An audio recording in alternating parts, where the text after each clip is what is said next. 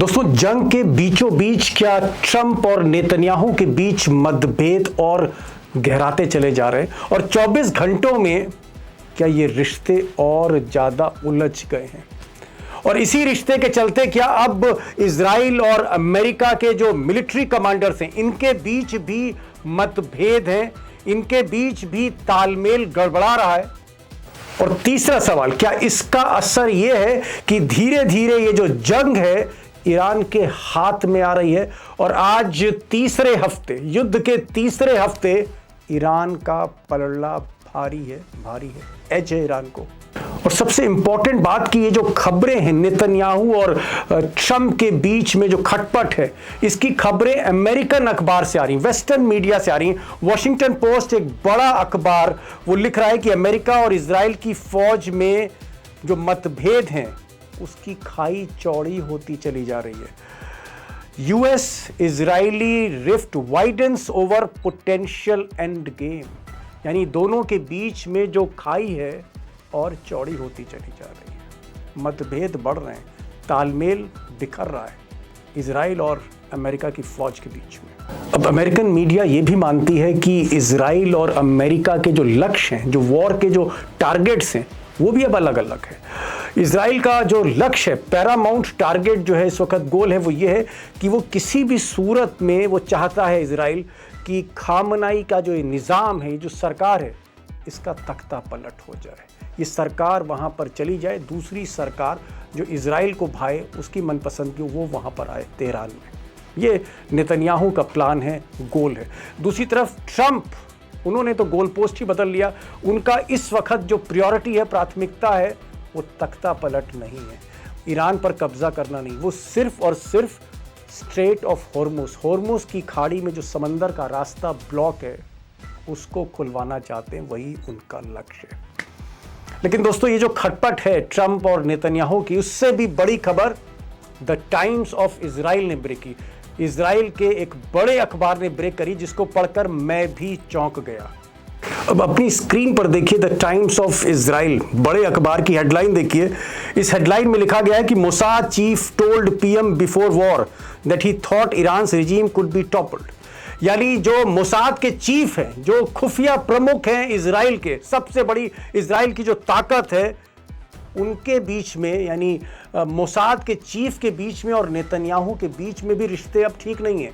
और नेतन्याहू की तरफ से यह कहा जा रहा है कि जो मोसाद का चीफ है उसने हमको गलत खबर दी, गलत असेसमेंट दिया। उसने कहा कि अगर अली खामनाई और उनके सारे कैबिनेट मिनिस्टर या जो बड़े सलाहकार हैं ये खत्म कर दिए जाते हैं तो तख्ता पलट जाएगा। यानी मोसाद के चीफ ने मुझे गुमराह किया।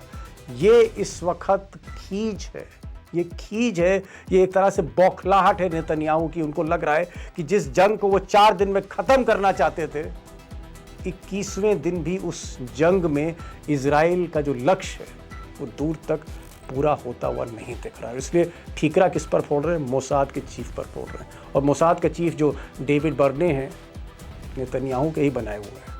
और दोस्तों, इससे भी बड़ी खबर यह है कि इजराइल के भीतर जो कुछ हो रहा है उस पर दुनिया की जो मीडिया, खासकर वेस्टर्न मीडिया, उस सच को बाहर नहीं ला रही। सच्चाई यह है कि इजराइल के भीतर इस वक्त कोहराम मचा हुआ है। जो हालत तेल अवीव और हाइफा पोर्ट, इन शहरों की है या जेरूसलम की है, उसकी कल्पना शायद नेतन्याहू छोड़ दीजिए, आम जनता ने भी नहीं की होगी। और ऐसा कहा जा रहा है कि तेल अवीव में तकरीबन 200 से ज़्यादा बड़ी इमारत एक तरह ढह चुकी हैं। और तेल अवीव के कई हिस्से ऐसे हैं कि जिनकी तस्वीरों से लगता है कि ये तेल अवीव नहीं, ये गाज़ा का शहर, ये गाज़ा से तस्वीरें आ रही। इतनी भयानक तबाही हुई है। और मैं एक वीडियो देख रहा था जिसमें ईरान की जो मिसाइलें, हाइपरसोनिक मिसाइलें, वो इमारतें तो छोड़िए, बंकर के भीतर 2-2, 3-3 तहखाने में जाकर फट रही हैं। कोहराम की स्थिति है, आधी से ज़्यादा आबादी बंकर में जी रही। मैं इस पर भी बात करूंगा आगे। और दोस्तों, दो बड़े सवाल। पहला सवाल यह है कि ट्रंप और नेतन्याहू और मोसाद चीफ, अमेरिका और इजराइल के जो कमांडर्स हैं मिलिट्री, इनके बीच जो रिश्ते गड़बड़ा रहे हैं, क्या ये जंग अब अमेरिका के हाथ से निकलकर मुस्तबा खामनाई के हाथ में आ रही है? उनका पलड़ा भारी है। जिसे हम रिमोट कहते हैं, remote control of the war, क्या ये अब मुस्तफा के हाथ में आता हुआ दिख रहा है? पहला सवाल तो ये। और दूसरा सवाल ये है, जिस पर कहीं पर खबरें बहुत कम देखने को मिल रही हैं, कि क्या तेल अवीव का हाल, क्या इजराइल के शहरों का हाल गाज़ा जैसा है? अब दोस्तों, अमरीश मिश्रा आज हमारे साथ फिर होंगे, ईरान के एक्सपर्ट हैं। अमरीश जी के बारे में एक पॉइंट मैं ज़रूर कहना चाहता हूँ आपसे, सिर्फ 2 सेकंड का वक्त लूँगा, कि ईरान में तो उनका बड़ा नेटवर्क है ही, इजराइल में भी पत्रकारों का और एक्सपर्ट्स का नेटवर्क है। इजराइल के भीतर जो कुछ है उस पर भी पूरी तरह से अपडेट है, और बहुत से आप कह सकते हैं एक्सपर्ट से ज़्यादा जानकारी इजराइल के अंदर उनके पास है। उनसे मैंने आज कई सवाल किए हैं और उनके बातों को मुझे लगता है आज गौर से सुनना चाहिए, क्योंकि ये जंग अब एक ऐसे मुकाम पर जा रही है जहां ट्रंप को अंधेरा दिख रहा है, मुस्तफा को रोशनी दिख रही है। उनसे आज बहुत कुछ मुझे पूछना है, लेकिन उन्हें सुनने से पहले एक छोटी सी रिक्वेस्ट मैं आपसे करूंगा कि अगर इस चैनल को अभी भी आपने सब्सक्राइब नहीं किया तो प्लीज़ सब्सक्राइब करिए। ये जो सब्सक्राइब का बटन है उस पर जाके क्लिक करिए, नोटिफिकेशन, वीडियो सबसे पहले उसका नोटिफिकेशन आपको मिलेगा। कोशिश करिए कि अपने दोस्तों से भी इस वीडियो को साझा करिए, उनसे भी कहिए कि सब्सक्राइब करें। और हाँ, ये वीडियो में अगर कुछ कमी रह गई हो तो ज़रूर बताइए, और वीडियो किस तरह के होने चाहिए, आप और क्या क्या इस जंग के पहलुओं को देखना चाहते हैं वो भी ज़रूर बताइए कमेंट बॉक्स में। अमरीश भाई, क्योंकि आपका एक अच्छा नेटवर्क इजराइल में भी है जैसे ईरान में है, इजराइल की क्योंकि खबरें नहीं आ रही, हमको वाकई नहीं मालूम है कि इजराइल के अंदर इस वक्त क्या है। जो आपके सोर्स हैं, जो आपके पत्रकार मित्र हैं, एक्सपर्ट्स हैं, वो इजराइल के बारे में क्या बता रहे हैं इस वक्त, इजराइल की अंदर की एक्चुअल स्थिति क्या है? दीपक जी, इस समय इजराइल के अंदर ऐसा लग रहा है जैसे न्यूक्लियर बम फट गया है। ओह, बिल्कुल। वहां पर सड़कें सुनसान हैं, घरों में लोग नहीं रह रहे हैं, सारे रेस्टोरेंट्स, कॉफी हाउसेस बंद हैं। लोग 50 लाख लोग बंकर में रह रहे हैं पिछले अरे 3 हफ्तों से। मतलब 1 करोड़ की तो आबादी है साहब, 1 क्योंकि करोड़ की आधी आबादी, आबादी बंकर में है। आधी आबादी बंकर में। और ओ माय बंकर में गॉड। ये हाल है कि सुविधाएं नहीं है बेसिक। पहले राइट जी। से जी जो जी। ये कहा गया, प्रचार किया गया कि हमने बंकरों को संपन्न बना दिया, ऐसा कुछ नहीं। ओके, अस्पतालों का कुछ अगर हाल मालूम हो? आप तो कह रहे हैं बंकर, ठीक है, बंकर तो बंकर ही रहेगा, वहां कोई आपको एयर कंडीशन या टेलीविजन तो नहीं मिलेगा, लेकिन अस्पतालों का हाल क्या है? अस्पताल क्या अस्पताल फुल हैं? डॉक्टर्स की कमी है या डॉक्टर्स बाहर से बुलाए जा रहे हैं? कुछ उसके बारे में जानकारी मिली हो? अस्पतालों का जो हाल है, मुझे यही समझ में आ रहा है कि जैसे कोविड में यहाँ था, मतलब वहां पर जमीन पे मरीज लेटे। मैं आपको सच बता रहा हूँ, एग्जैजरेट नहीं कर। जमीन पे मरीज लेटे हैं, कुछ लोग सड़क पे लेटे हैं, उनमें उनको ग्लूकोज चढ़ रहा है, क्योंकि वहां पर क्या है कि इतनी सारी कैजुअलिटीज के लिए व्यवस्था ही नहीं थी, और जो ये पहले एक्सपेक्टेशन सोचा नहीं गया था। था वो हो ही जी नहीं। जी। जी। एक और सवाल में जो मेरे जहन में आ रहा है, मुझे लगा कि आप वॉर हिस्टोरियन हैं, युद्ध को ट्रैक करते हैं। अ, ये जो बंकर्स बनते हैं तो मोटी कंक्रीट की लेयर डाली जाती है, स्टील की लेयर्स होती हैं इसमें, और इसीलिए बंकर बनाए जाते हैं कि कोई हमला बम का, मिसाइल का हो तो आदमी महफूज नीचे रह सके, और 2-2 3-3 तहखाने नीचे होते हैं। मुझे एक बात समझ में नहीं आ रही कि बंकर के अंदर मिसाइल कैसे ईरान की घुस रही है, क्योंकि हमारे पास तस्वीरें हैं। मैं तस्वीरों की बात कर रहा हूँ, वीडियो की बात कर रहा हूँ, सुनी सुनाई बातें नहीं कर रहा। 3-3 माले नीचे, यानी तीसरे तहखाने में जाके बंकर को भेदती हुई मिसाइल फट रही हैं। ऐसा क्योंकि क्या देखिए, है ये? जो जी जो मिसाइलें जो ईरान अब मार रहा है, अब जो मार रहा है हाइपरसोनिक, उनमें जो पेलोड है वो बहुत ज्यादा है, 2000 पेलोड किलोग्राम। मतलब? पेलोड जो पेलोड उसका मतलब वजन है बारूद, बम का, बारूद, बारूद का जो बम जो है। वजन, हाँ, जी, बम का वजन वो 2000 किलोग्राम, 3000 किलोग्राम, 2000, 2 टन बारूद। 2 टन बारूद। एक एक ओ मिसाइल माय जो गॉड। हाइफा में मारा, उसका तो जो नई मिसाइल नसरल्ला जो जी, मारा है, जो मारी इजराइल ने, मतलब आप ये उसको कहना चाह, जी, उसको लोग कह रहे हैं कि उसमें 3000, मतलब 3 टन का पेलोड था, और उससे तीन उसके एयर टन बारूद। जी, बिल्कुल। इसका मतलब ये हुआ कि मतलब अगर 100 किलो की एक बोरी है तो 1 टन, यानी 20-20, 30-30, 40-40 बोरियां फट रही बारूद की। बिल्कुल। और ये ईरान क्यों कर रहा?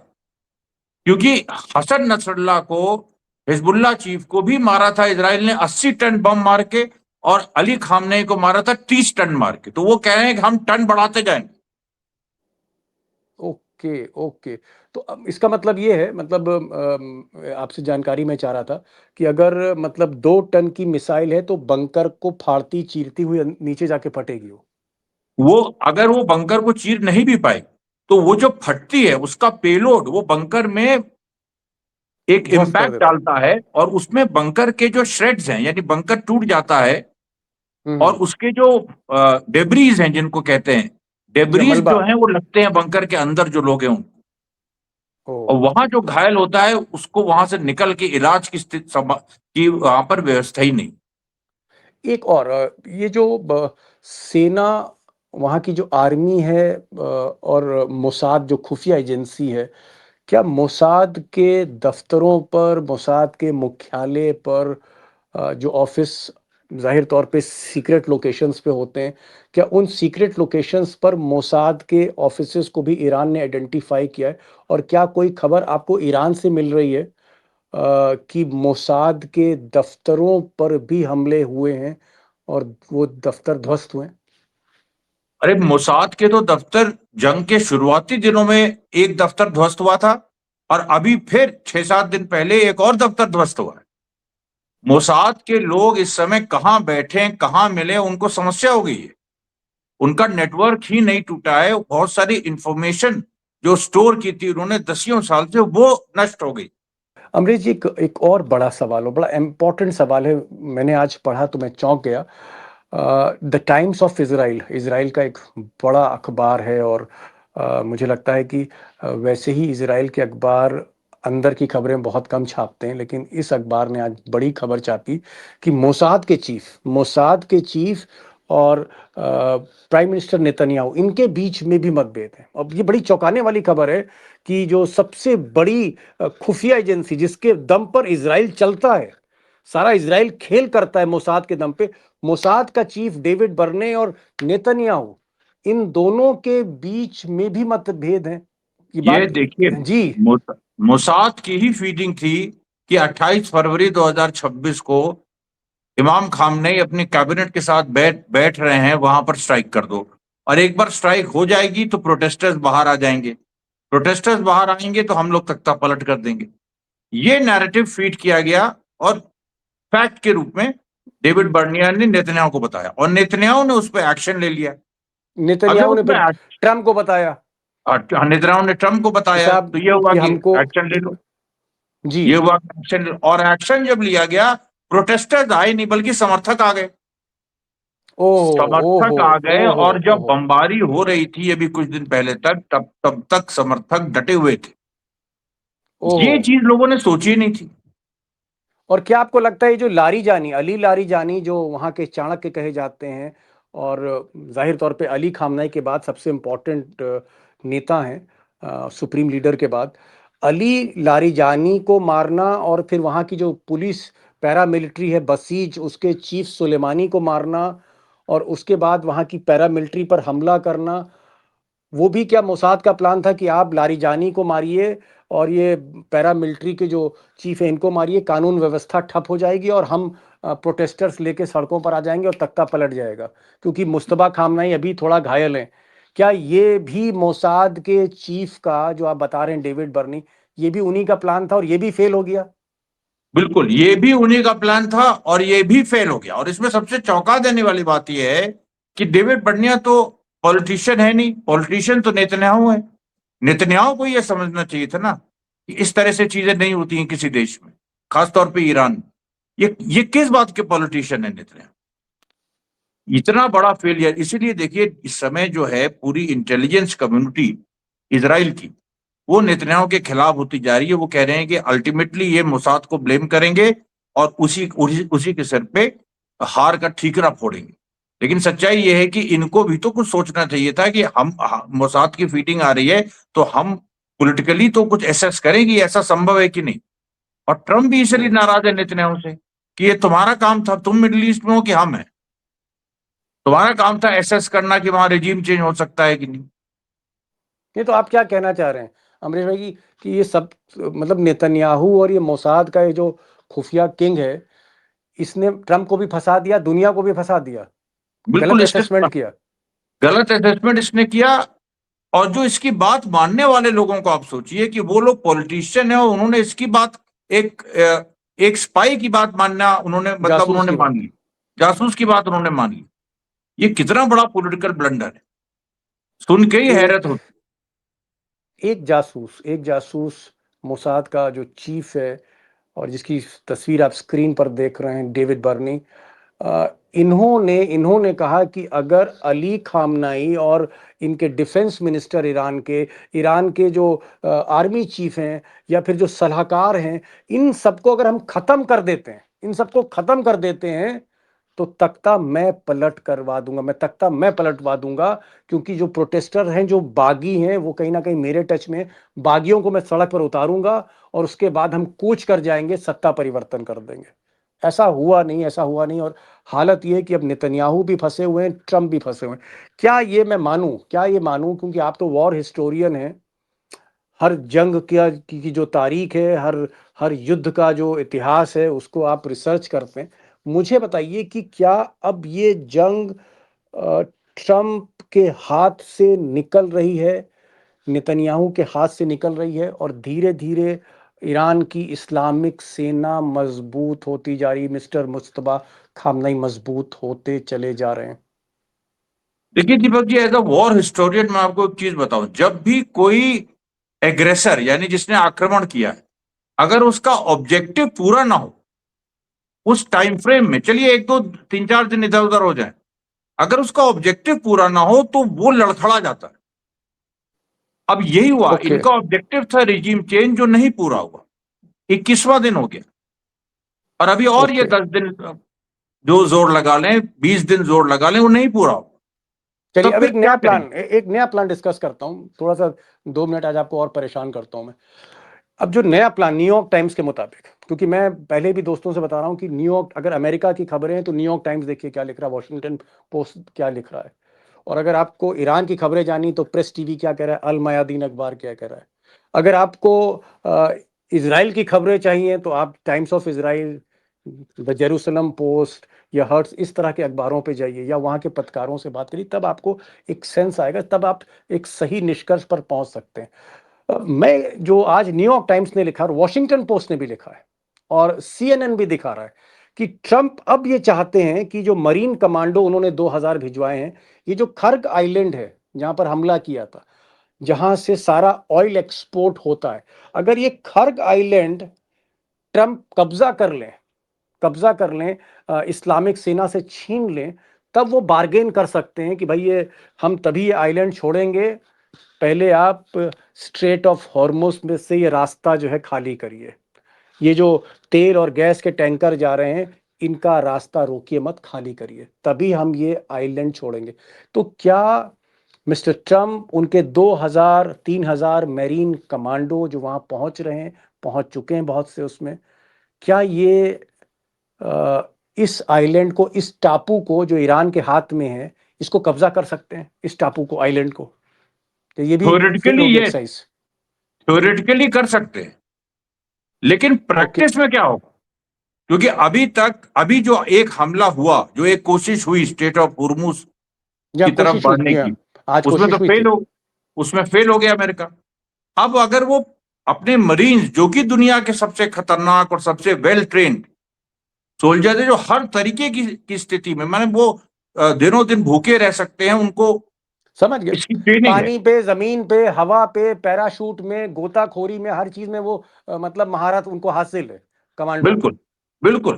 तो वो लोग अगर इससे इससे बड़ी फोर्स अमेरिका के पास है नहीं, ये अगर इसको भेजेगा अमेरिका खर्क आइलैंड को कब्जा करने के लिए, और खर्क आइलैंड की आप ज्योग्राफी देख लीजिए, वहां वो भी एक उबड़ खाबड़ इलाका है। नहीं, समझ गए, वहां पर चारों तरफ सबसे पहाड़ हैं, गुफाएं हैं, वहां सबसे नीचे बड़ी प्रॉब्लम समंदर सबसे में, बड़ी वहां भी प्रॉब्लम बारूद है। दीपक जी, सबसे बड़ी वहां क्या दिक्कत आएगी? जैसे ही अमेरिकन घुसेंगे, जो ईरान के सोल्जर्स हैं इस्लामिक सेना के, वो पहाड़ियों पे हैं, उनको सैटेलाइट की भी जरूरत नहीं है, बायनोकुलर से वो पहचान लेंगे और वहीं से मारेंगे, दूरबीन से। दूरबीन से, केवल वो दूरबीन, चारों जरूरत तरफ ही नहीं होगी, चारों तरफ। दूरबीन दूरबीन से वहीं से मिसाइल फायर कर देंगे। वहीं से मिसाइल फायर कर, उनको कुछ जरूरत ही नहीं है सैटेलाइट और ये सब और कोई सिग्नल ना। मतलब आपको वो लग रहा है ये नेचुरल ऑपरेशन भी टफ है? ईरान की ज्योग्राफी ही रेजिस्टेंस है, आप ये सोच लीजिए, एक अजीब ज्योग्राफी है वहां। इसका मतलब ये खर्ग आइलैंड पर भी कब्जा जमाना इतना आसान नहीं है मिस्टर ट्रम्प के लिए। नहीं, बिल्कुल आसान नहीं, बहुत ज्यादा मुश्किल है। जब बहुत ज्यादा तक मुश्किल। आपके पास कोई ऐसी व्यवस्था नहीं है कि आप एक बड़ा हिस्सा वहां की आईआरजीसी के अंदर टूट कर दे, आप नहीं कर सकते। बम्बार्डमेंट कर नहीं सकते वरना तेल में आग लग जाएगी, वहां जेल में आग लग सकती है। पॉल्यूशन होगा पूरा और ट्रम्प अरे की और वो तो आलोचना होगी। भाई, वो तो अगर वो ट्रंप ने कर दिया तब फिर सारे जितने के जितने मिडिल ईस्ट में और जितने तेल रिफाइनरी हैं और अमेरिका सब के और जलेंगे। भी जगह इन्वेस्टमेंट है, सब जगह फिर ईरान दुनिया के मारेगा। तेल में आग लगाना हो जाएगा अगर वहां तेल के डिपोस पे या तेल के अंडर ग्राउंड स्टोरेजेस पर अगर आग लगा दी तो फिर ये आग अमेरिका तक पहुंच सकती है और फिर दुनिया में जो तेल का बाजार है, गैस का बाजार है, आग उसमें भी लगेगी। 200 की जगह $300-400 हो सकता है पर बैरल तेल का दाम। खैर वो तो चलिए एक सिचुएशन थी। अब मैं फाइनल क्वेश्चन आपसे पूछ रहा हूँ, क्या आपको लगता है कि ये जंग पूरी तरह फंस चुकी है और कहीं ना कहीं आज 20 दिन बाद या ऑलमोस्ट 3 हफ्ते हो गए, अब ये जो इस वॉर की जो लगाम है, जो रिमोट कंट्रोल है, क्या ये जंग अब धीरे धीरे मुस्तबा के हाथ में आ रही है और ट्रम्प के हाथ से फिसल रही है? नहीं, बिल्कुल, देखिए अभी फिलहाल आज की तारीख में अगर देखा जाए तो ईरान का पलड़ा भारी है, और न केवल भारी है बल्कि और ज्यादा उसकी तरफ झुकता जा रहा है। पिछले 24 घंटे में दीपक जी, अमेरिका इजराइल ने स्ट्राइक नहीं की कोई ईरान पे। बड़ी स्ट्राइक नहीं की जी। बट कोई नहीं, अरे कुछ वही नहीं हुआ है, चलिए, प्लेन्स गए बहुत वापस आ गए। मैं बता रहा हूं अभी तो, और ये परतें खुलेगी कल तक इस कहानी की कि स्ट्राइक क्यों नहीं हुई। एक अजीब सी सिचुएशन है दोस्तों। अमरीश मिश्रा वॉर हिस्टोरियन है, ईरान के एक्सपर्ट, इसराइल के एक्सपर्ट। 3-4 बड़ी महत्वपूर्ण बातें इन्होंने कही। इन्होंने कहा कि हालत ये है कि जब आदमी के हाथ से जंग फिसल रही होती है या वो अपना ऑब्जेक्टिव मकसद पूरा नहीं कर पाता तो वो खींचता है, बौखलाता है और उस बौखलाहट में वो अपने साथी को जो है उसकी आलोचना कर देता है, पब्लिकली आलोचना कर देता है, जो ट्रंप ने की नेतन्याहू की। और नेतन्याहू फंस गए अपने जो खुफिया उनके जासूस हैं, मोसाद के चीफ हैं डेविड बर्ने, उन्होंने ही फंसा दिया। अब उन्होंने फंसाया या नेतन्याहू खुद जो है ठीकरा उनके सर पर फोड़ रहे, तो मैं नहीं बता पाऊंगा, लेकिन खटपट है। Prime minister of Israel and chief of Mossad, इन दोनों के बीच में खटपट है। और इसीलिए खटपट है क्योंकि जो मकसद है, जो ऑब्जेक्टिव है, वो पूरा हो नहीं रहा। और अब मिस्टर ट्रंप सोच रहे हैं कि भाई आखिरी दांव मैं ये खेलूं कि ये जो जहां पर तेल का सारा सप्लाई है, जिस आइलैंड से, खर्ग आइलैंड से, अगर मैं इस आइलैंड को कब्जा कर लूं तो क्या जो गर्दन है स्ट्रेट ऑफ हुर्मुस की, वो मेरे हाथ में आ सकती कि नहीं आ सकती? अब अमरीश भाई कह रहे हैं बड़ा मुश्किल है, ये बड़ा मुश्किल है क्योंकि चारों तरफ पहाड़ है। वहां से अगर ईरान की नौसेना या सेना या उनकी इस्लामिक सेना फायर करने लग जाए तो बड़ी मुसीबत हो जाएगी। बहुत से मरीन कमांडो उसमें मर सकते हैं और ये भी इतना जोखिम ट्रंप उठा नहीं पाएंगे। नवंबर में चुनाव है। बहरहाल कुल मिलाकर अभी भी ये खेल फंसा हुआ है, लेकिन अपर हैंड ये कह रहे हैं कि वो जो है मुस्तबा खामनाई को है, वो सुप्रीम लीडर को है, वो ईरान को है। देखते हैं आगे क्या होता है। अमरीश भाई बहुत सी जानकारियां दी और सबसे बड़ी बात आपने इसराइल के अंदर की बहुत सी बातें बताई और बहुत सहजता के साथ, बहुत आसानी से आपने अपनी बातचीत में कोई ऐसी कॉम्प्लेक्स सिचुएशन नहीं रखी जो हम लोगों को समझ में ना आए। थैंक यू सो मच इतना आसानी से चीज़ों को बताना। और आप ऐसे ही हमारे प्रोग्राम में आते रहें और दर्शकों को, जो हमारे दर्शक हैं, अमरीश भाई की तरफ से, मेरी तरफ से ईद की आपको मुबारकबाद। और अमरीश भाई आपको भी ईद की मुबारकबाद। और अगर आपको आप सबको दिल्ली होते, हमारे शहर खूब। होते, तो मैं आपको जरूर सिवई खिलाता अपने घर पे। जी, तो लेकिन आप बेंगलोर में हैं। चलिए बहुत बहुत शुक्रिया। Thank you so much. Thank you so much for thank coming to this program. Thank you so much for talking to us. Thank you so much.